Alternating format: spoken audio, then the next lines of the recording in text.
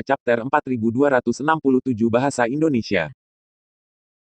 Chapter 4267 Tanpa Seorang Guru. Saat orang banyak menyaksikan dengan tak percaya, serangga jimat hantu alam yang menutupi tubuh Chu Feng segera menghilang sepenuhnya. Tidak lama kemudian, Chu Feng sadar kembali. Pada saat ini, sekelilingnya berubah menjadi sunyi senyap. Ratusan juta orang semua diam pada saat ini. Sebenarnya, mereka takut dengan Chu Feng. Mereka memandang Chu Feng seperti monster saat dia merangkak kembali dari tanah. Chu Feng yang terlihat kesakitan di seluruh wajahnya sebelumnya sekarang memiliki kulit kemerahan.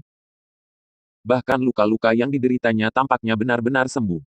Seolah-olah serangga jimat hantu alam tidak hanya tidak membahayakannya, mereka malah merawatnya. Melihat ini, bahkan Lu Jie memiliki tatapan tak bernyawa di matanya. Bagaimana mungkin ada seseorang di dunia ini yang tidak takut dengan serangga jimat hantu alam saat kultivasi mereka belum mencapai marsial ta'ala?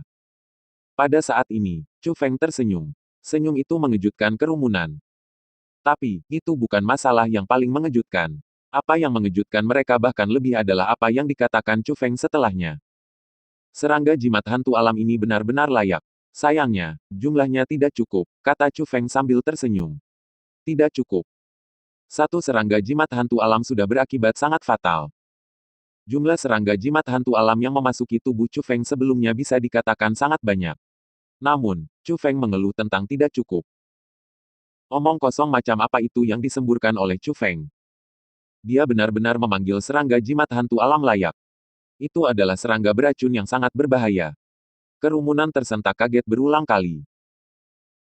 Ketika teman muda Chu Feng dijebak oleh Bistamer tua yang keji itu, dia mengatakan bahwa serangga jimat hantu alam mampu meningkatkan kekuatan rohnya.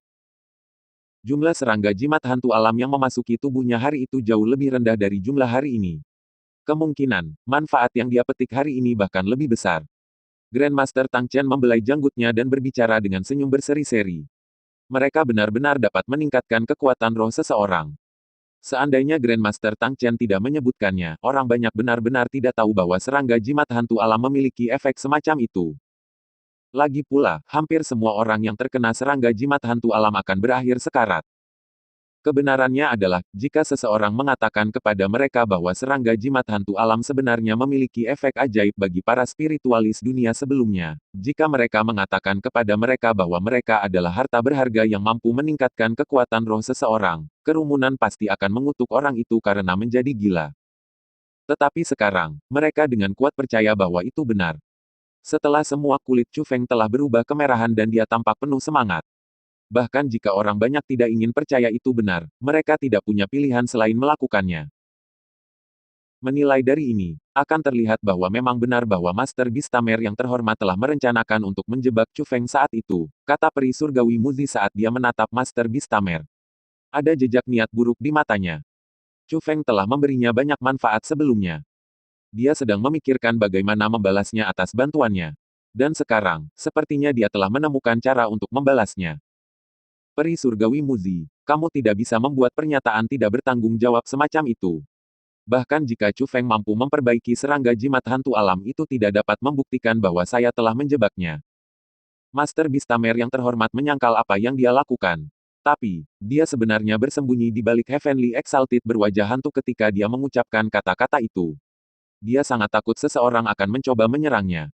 Melihat reaksinya dan mengingat karakternya, kerumunan sudah mengetahui kebenaran terlepas dari bagaimana ia mencoba untuk menyangkal hal-hal. Apa yang dikatakan Grandmaster Tang Chen sebelumnya pasti benar. Master Bistamer yang terhormat telah dengan pasti menjebak Chu Feng dengan jimat hantu alam. Sayangnya, dia bertemu dengan monster yang dapat memurnikannya. Monster itu begitu kuat sehingga bahkan serangga jimat hantu alam tidak mampu melakukan apapun padanya. Suara berdengung. Tiba-tiba, cahaya muncul di prasasti lagi. Ketika orang banyak melihat ke prasasti lagi, mata mereka benar-benar tertuju kepada prasasti itu. Banyak orang mulai bernapas dengan berat. Prasasti yang awalnya tanpa apapun sekarang beredar dengan garis-garis pembuluh darah suci. Pada saat yang sama aura memikat itu muncul lagi. Setelah itu, suara kuno terdengar. Dengan bakatmu, kamu memenuhi syarat untuk menerima warisan lelaki tua ini. Tapi, kamu masih sangat muda dan kultivasi kamu sangat lemah. Anda tidak akan dapat melindungi warisan saya. Dengan demikian, warisan akan tetap di sini sementara. Anda hanya akan bisa membawa warisan ketika Tuan Anda datang ke sini. Setelah kata-kata itu diucapkan, ekspresi kerumunan semua berubah. Mereka dipenuhi dengan rasa iri terhadap Tuan Chu Feng. Pada titik ini, mereka semua tahu bahwa Chu Feng telah menerima pengakuan roh domain era kuno dan memenuhi syarat untuk menerima warisan. Sayangnya, karena budidaya Chu Feng kurang, tuannya perlu menerima warisan atas namanya. Itu akan setara dengan Tuan Chu Feng yang benar-benar menerima warisan.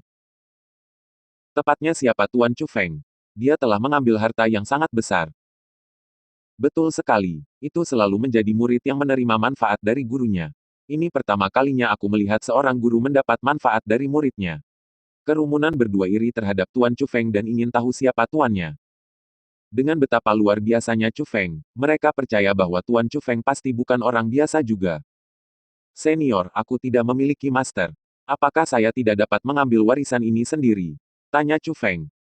Tidak memiliki master. Kata-kata Chu Feng segera menyebabkan keributan besar. Belum lagi orang banyak bahkan Grandmaster Tang Chen dan Yuan Su benar-benar bingung. Ketika Chu Feng mengatakan dia tidak memiliki tuan sebelumnya, kerumunan merasa bahwa itu karena dia tidak ingin mengungkapkan identitas tuannya. Tetapi, baginya untuk mengatakan bahwa ia tidak memiliki master pada saat seperti itu, mungkinkah ia benar-benar tidak memiliki master? Itu harus diambil oleh tuanmu. Jika Anda tidak memilikinya, cari dan temukan. Setelah menemukan master, Anda bisa membawa master Anda ke sini, kata suara kuno itu. Chu Feng menyipitkan alisnya setelah mendengar kata-kata itu. Dia benar-benar tidak pernah berharap untuk menemukan masalah aneh seperti ini setelah mendapatkan warisan dengan susah payah. Bagaimana dia harus berurusan dengan ini? Lagi pula, dia bersumpah bahwa dia tidak akan pernah mengambil master. Jika dia mengambil master sekarang, itu akan benar-benar tidak adil untuk orang-orang yang dia tolak di masa lalu. Kerumunan memperhatikan kesulitan di wajah Chu Feng. Melihat hal ini, banyak orang yang memperlihatkan wajah gembira. Dari reaksi Chu Feng, mereka mendeteksi kemungkinan, jenius luar biasa ini mungkin benar-benar tidak memiliki master. Teman muda Chu Feng, jika Anda tidak keberatan, bagaimana kalau orang tua ini menjadi tuanmu? Tiba-tiba, sebuah suara meledak di langit.